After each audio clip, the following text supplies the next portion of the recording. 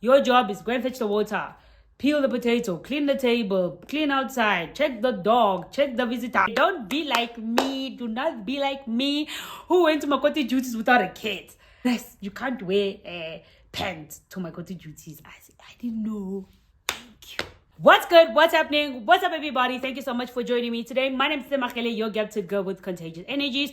And on this channel, I share my experience in my marriage, in my blending family, and just me being Congolese married to a South African. So if you're interested in these type of content, please do consider subscribing below, turning on notification bell so that you are notified every time we post a video. Now, I've noticed that while I was checking my analytics, a lot of you guys watch my videos but are not subscribed. I have no idea why you have not subscribed yet, but please do consider it. Give this video a thumbs up and leave a comment in the comment section below so that this video can be shared or can be seen by other people. So today in this video, I'm just going to be sharing with you guys some tips and tricks of things that every new makoti needs to know. Okay, so if you know somebody who's about to get married, somebody who just got married, somebody is still new in their marriage, please do share this video with them because you do not know if they might need this information. Number one for me, I think let's start with dress code. Dress code is because when you get married, a lot of people think that you have to change your dress code probably. And for me personally, that did not happen. But I know of other brides who, when they got married, they were given the makoti clothes. I think that's what it's called. I don't know what it is. But yeah, you are given your makoti clothes and you are asked to wear these clothes. But they don't give you a duration to say, hey, you are expected to wear this for 3 months. Or you're expected to wear this for 4 months. You don't know. You just put it on every day until there comes a time when it's closed, and then they're like, okay, Miguel, you can resume back to your clothes. But even if they say resume back to your clothes, obviously they're not meaning crop tops and shorts and whatever, right? But obviously when you're around your husband, or if you're living with your husband and you don't live with your in-laws, you can go ham. And also there are also new mother-in-laws that are very lenient about what to wear, because I never had a problem with my mother-in-law. She never told me that don't do this or don't do that. And I never had that process of the whole makoti clothes. This is what you must way. But what I think you guys should do, that if you are in the process of getting married and you're budgeting for your wedding, I think it's important for you to just add clothes, your makoti clothes, in the budget as well, because after they've asked you to stop wearing what they've given you to wear, you'll have to buy new clothes depending obviously on your family, on the in-law that you are with. Maybe there are people who will sit you down and be like, listen, so for us, as our makoti, you cannot wear anything that is above your knee. We want you to not wear pants. We don't want crop tops. We don't want this. And then at least you have an idea. But I do not advise you to buy these clothes before you get married, or even still early stage of marriage, because a lot of factors, can change. Your body can change. You can gain weight. You can get pregnant. Dude, there's just a lot of factors. So for me, I feel like just relax, save your cash until the time where they tell you that, okay, my girl, you can go back to your old ways and wear whatever you like. Well, hopefully they say whatever you like, because then you don't have to buy new clothes.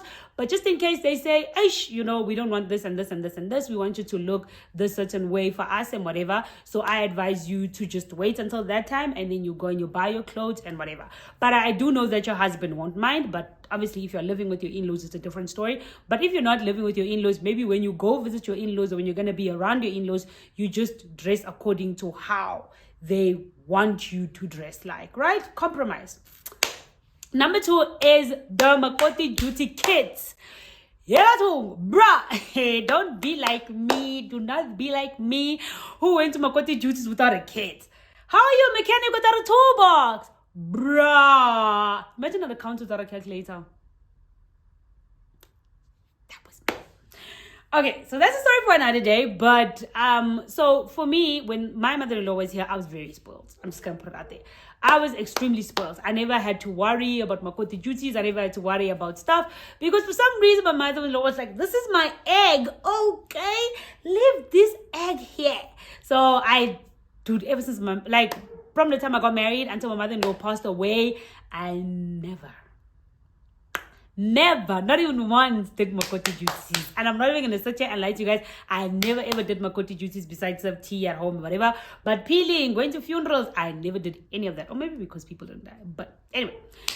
So, it is very important for you to have, as a makoti, an apron, dishcloth, a peeler, a knife, and a chopping board. Chopping board, you don't really need it, but there are situations where you might need it. But the other 4 are must-haves. Must-haves, okay? Because when you go do your duties, you don't know what duties they're going to give you. Maybe you will be that makoti girl who does the meats. Oh, and if you like, maybe when you know, because Bumakoti comes with status. Okay, so let me just take it back. So when you're newlywed, if you're a new makoti, it does not matter how old you are. You can be 100 years old, you can be 70. You are a newborn. So therefore, you do like the basic. You know, that time you must be humble. They will send you. You don't have a title. They don't say this is the meat lady because she's been married 50 years or whatever. You have just entered. You are in foundation phase. You are building a name for yourself. So you at that moment don't have like, oh, you go and do the rice or go and do the what. Your job is go and fetch the water, peel the potato, clean the table, clean outside, check the dog, check the visitor, those are your duties because you are still, new. And when you're new makoti, like I mentioned, age is nothing but a number. Okay, I've upgraded. FYI, I'm not new makoti anymore. I've upgraded. I don't know where I am yet, but the last time I cooked rice, maybe the next time I'll make meat. We hope, because making meat is nice. It's just fetch water, peel this tete, pick up this tea, Anyway, so as I was saying, the 4 things that you need is you need a dishcloth, fatuk, you need a knife, you need a peeler, and you need an apron. So apron is important because when you're there, you're going to get dirty and you don't want to go there and, mess yourself and stuff of that sort. Let me tell you, I went for makoti duties after my mother-in-law died. I went for the first time and I had no idea what was expected of me because, like I said, I was an egg. I was very spoiled. So I got there, okay, but what I did know is, I didn't know. My father-in-law had to tell me, like, girl, you have to wear the dress. You can't wear pants to my makoti duties. I said, I didn't know. Thank you. So anyway, I put on my dress and I did not go with anything. I did not have a kit. So I got there and everybody is just so set. And I'm new now, So they like, peel this. I don't have a peeler. Chop this. I don't have a knife. Wipe this. I don't have a cloth. Everybody looked at me. And it's just like, what are you doing here? Are you mad? Are you crazy? Who comes to makoti duties without a kit? So then some lady's like, oh, no, don't worry. I'll give you mine. So she gave me a knife because she was busy using the peeler. So I was chopping. While I was chopping, they're like, we need water to rinse the potatoes. I had to leave what I was doing. I had to go and fetch water, come and give, to rinse the potatoes. Then somebody needed a pot to get washed. I had to stop what I'm doing. I have to go wash the pots. I have to dry the pots and I have to give. Somebody needs to do this. Okay, Tete, this lady just came. She needs tea. Please, can you make some tea? You make tea. Okay, she doesn't have scones. This one needs scones. You go, you get scones. So you were all over the place, right? So then by the end of the day, there was a makoti there. It was just about a little older than me, maybe 2-3 years older than me. She called me and she was like, girl, let me plug you, okay? The next time you go to makoti duties, don't come and embarrass yourself like you embarrassed yourself today. It is simple. There are 5 things you need: dishcloth, a peeler, a knife, apron, and a chopping board. Now, a chopping board is for when you are around your house, you don't want to travel long distance with a chopping board, but it's ideal for when you're chopping so you don't chop on your hands, because I don't know how to do the whole chopping thing while you're holding it. I need a chopping board. So she was like, just make sure you get these things. And then in my head, I'm like, wow. It's not as if it's things I don't have at home. It's things that I didn't know that I needed. So you know what I do? I made a little sling bag, right? So in that sling bag, I have my chopper. I have all the stuff that I need. I also have like a hand cream or Vaseline or something of that sort, right? And then, so when it comes to dress code and you are going to funerals or you're going to, okay, let's talk about the funeral first. When you're going to a funeral, you have to cover your shoulders and your hair. Okay, your hair is not really a big deal, but wearing a head wrap or something like that is important at a wedding, right? At a wedding, it's important that you wear a head wrap. Now, let's say you are a Setswana bride like me. When you go to a wedding, you have to, and you're married, you need to wear a blanket. So you and your husband need to wear a blanket, it's a symbol to show people that you are married. So that blanket will cover your shoulders. That's another thing. Ted has been going to weddings with no blanket. At least my sleeves were long. And then every time I get there, I'm like, oh, I forgot my blanket. And then one of my aunts or my cousin or somebody will like, okay, you can use mine or whatever. And then, I'll buffer it. But I have my own blankets. Not to say I don't have a blanket. I have a blanket. It's just that for some reason, because I'm not really accustomed to it, because I don't go to a lot of weddings, and stuff like that. So it's like a once in a while, and then I'm thinking of my outfit, and the last thing I'm thinking of is, hey, I need to carry a blanket, right? So then, so let's say maybe after the makoti duties is done and you want to go to the service at night, like if they're having a church service, you need to cover your shoulders, so you can't wear a vest. So you have to wear something that obviously covers a bit of your skin. And like I mentioned, when you go for makoti duties, you can't wear like a short dress. It has to be maybe 4 fingers above your knees or long. You are not wearing pants at all. There's nobody who goes to makoti duties wearing pants. No one. So don't try it and go and wear pants there at makoti duties, unless you're a friend. But if the title is makoti, dololo pants. Your pants are for when you're with your bras, you're walking around, but when it comes to weddings, they are not very strict. It's just that the blanket is something that you need to wear, especially when you go into the room where you advise the new couple on what to expect in their marriage and stuff of that sort. So you can't just go in there with your hair, uncovered and no blankets at all. So I have learned that to keep my blanket and my hair wrap together, and also just my little kit. So I call it the makoti duty kit. Okay, so make sure you have your makoti duty kit ready, and also you just are that type that is very humble. Because when you go to makoti duty, it gets frustrating, you get tired. And also for me, it was difficult because of the language. So this person might say something you don't understand, and then you have to ask someone else to translate for you. And then that person is pissed because why aren't you understanding the language, and stuff of that sort. Then they think you are arrogant for not knowing the language, or you're not trying hard enough to learn, So there's just a lot of frustration. But all you must do is just keep your calm, keep cool, and just know that it's not going to be the whole day. You're just going to be there for a little bit, and then you're going to go home. Another thing is that you must always carry a container, like a takeaway container.